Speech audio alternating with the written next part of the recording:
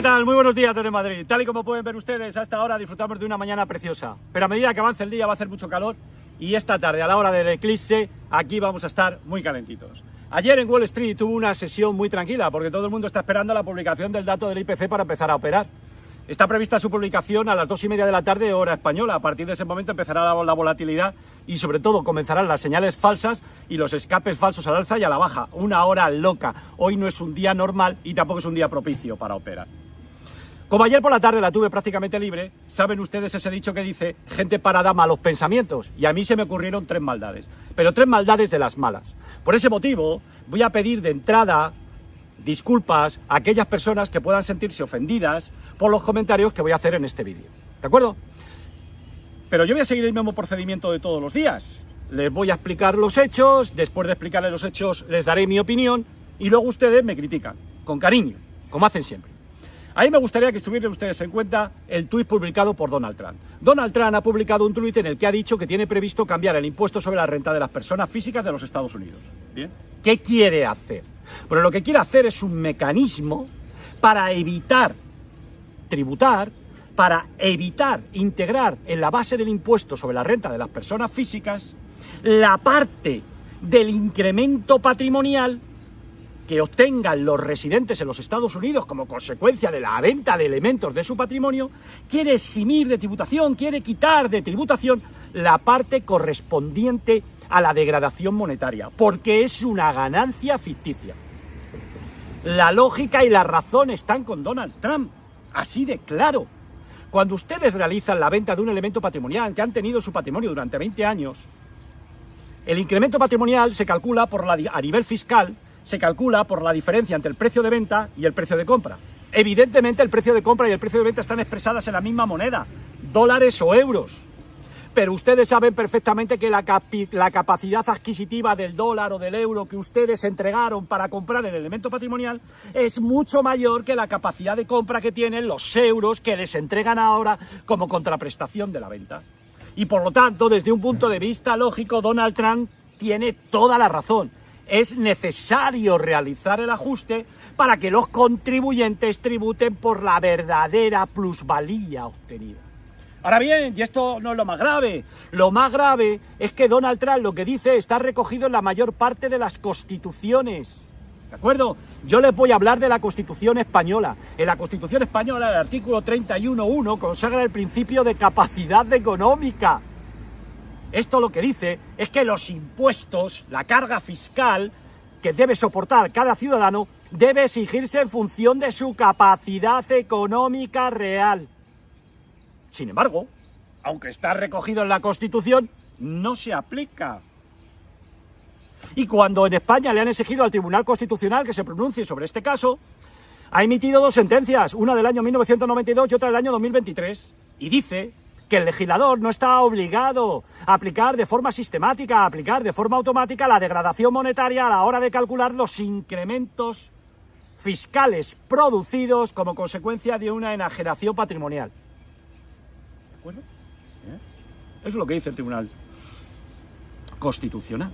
Bueno, ¿en qué argumento se basa? Bueno, el argumento se basa en que dice que no están obligados porque no ha habido casos de inflación aguda, que no ha habido casos de hiperinflación. ¿En qué se apoya? ¿En qué cálculo se apoya? Bueno, en primer lugar, piensen ustedes que el Tribunal Constitucional se ha apoyado en la inflación experimentada o sufrida por los españoles desde la década de los 70 hasta el año 2023, año de la sentencia. Y ha tomado como dato el dato de IPC publicado por el gobierno, por el Instituto Nacional de Estadística, siendo el gobierno el que dice los bienes que forman parte de la cesta y siendo el gobierno el que elige al director del Instituto Nacional de Estadística. Así de clarinete. Bien, si les parece bien a ustedes, yo voy a criticar la sentencia con todo el respeto que se debe a la institución y a las personas que la forman, el tribunal. ¿De acuerdo? Primera cuestión. Ha calculado el dato en base a un IPC elaborado por el gobierno. Pero hay muchas medidas de inflación. ¿Por qué ha tomado esa? Que es precisamente la menos fiable. Porque hay otras medidas de inflación, y ustedes lo saben perfectamente. El oro, la cotización de oro refleja claramente la degradación monetaria. Su cotización se determina por varias manos, y no por un político, y no por una cesta diseñada por un político. Hay 20 millones de cestas diferentes para elaborar la inflación. Y prueba de ello es que todos sabemos que la inflación que sufre cada ciudadano es diferente, porque depende de nuestra cesta de la compra. Y esa cesta de la compra está determinada y diseñada para infravalorar, sesgar a la baja el dato de inflación. Primero, tampoco lógicamente establece un método de cálculo. Vale, perfecto. Pero aquí viene lo más grave. Nos dice que no ha habido una inflación aguda. Bueno, yo lo entiendo. Si en un año ha habido una inflación del 2% o del 3%, pues entiendo que no es una inflación aguda. Ahora bien, lo que me llama la atención es que no cite un periodo. Por ejemplo, si yo he comprado un inmueble hace 20 años y la inflación media oficial es del 3%, aunque la real sabemos que es el doble, el 3% por 20 años son 60%. Es decir, el 60% del inmueble, del precio de compra del inmueble, eso es una plusvalía ficticia generada por la degradación monetaria que precisamente el que la genera es el propio gobierno que me quiere hacer tributar sobre ella. Luego se ve claramente que la sentencia tiene un fallo porque no ha tenido en cuenta un periodo. Un 60% de inflación es una inflación aguda. Es un supuesto claro de hiperinflación. Y sin embargo, esto no se ha tenido en cuenta. Por lo tanto, es obvio que resulta necesario provocar una nueva resolución del Tribunal Supremo. Lo que pasa es que esto no lo cambian ni los azules, ni el equipo azul, ni el equipo rojo. Bien, ahora bien, el principio de capacidad económica sí que se aplica a una jurisdicción especial dentro del territorio español. Sí. Hay un territorio, hay una jurisdicción en el que los residentes fiscales en esa jurisdicción pueden aplicar de forma automática una deducción. Pueden hacer el ajuste por degradación monetaria, pueden actualizar el valor de compra en función de la inflación, pueden realizar el abatimiento del incremento de patrimonio. Sí. Ellos sí tienen el derecho a poder acogerse al principio de capacidad económica que consagra la Constitución española. ¿Y quiénes son? Los residentes fiscales en el País Vasco. Yo no voy a entrar, porque no es materia de mi competencia, la desigualdad, el trato favorable a favor de los residentes fiscales y en contra de los residentes en territorio común, porque no es el ámbito de mi competencia. Yo no soy un jurista y mi competencia es la economía. Precisamente porque mi competencia es la economía, lo que tengo que plantearme es cómo defenderme de esta injusticia. ¿De acuerdo? ¿Cómo podemos defendernos? Bueno, a mí se me han ocurrido dos vías. La primera, convertirnos en residentes en el País Vasco. Esta es la que más me gustaría, ¿de acuerdo? Pero no puedo hacerlo, por una razón muy sencilla, porque tengo toda mi familia, tengo todos mis amigos en Madrid, mi arraigo está en Madrid, y yo lo que voy a hacer por motivos fiscales es irme a vivir al País Vasco. No porque no me guste, que me encanta el País Vasco, y de hecho he ido de vacaciones, y voy de vacaciones encantado, pero encantadísimo. Y tampoco voy a incumplir la ley simulando una residencia fiscal en el País Vasco cuando la tengo en Madrid. Bien, pero ahora bien, lo que debemos de reconocer es que los residentes fiscales en el País Vasco, que lo disfruten. Enhorabuena. Ojalá consigan ustedes exportar ese mecanismo al resto de España. Explíquenselo al equipo azul, al equipo rojo, para ver si lo pueden copiar. Segunda cuestión, ¿qué podemos hacer? Bueno, hay distintas maneras de defenderse, ¿de acuerdo? Yo voy a explicar una muy sencilla, porque es la más que pueden aplicar la gente normal. Pero dentro de la gente normal ya sé que solamente se puede aplicar a especuladores de bien, ¿de acuerdo? Lo sé, soy consciente. Pero yo lo que quiero a ustedes es hacerles pensar para que busquen alternativas.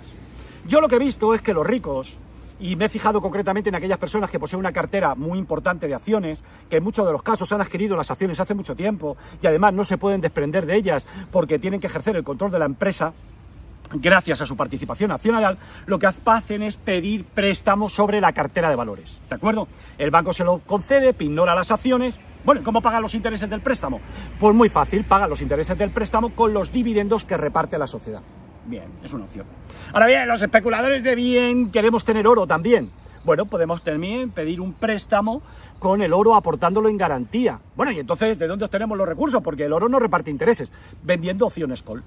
Lo que hemos visto también es que muchas personas, de forma recurrente, venden opciones call con la garantía del oro que tienen. De esta manera sí tributas en renta por el importe obtenido por la venta de las opciones call, pero no tributas sobre la totalidad de su base imponible. Ya sé que esto no soluciona todos los problemas, soy consciente, lo vivo cada día, pero se lo pongo a ustedes de manifiesto por si puedo ayudar a alguien.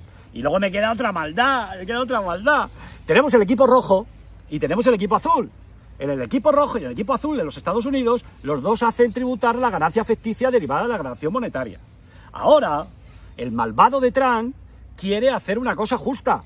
que los contribuyentes norteamericanos no tributen por la ganancia ficticia, por la degradación monetaria.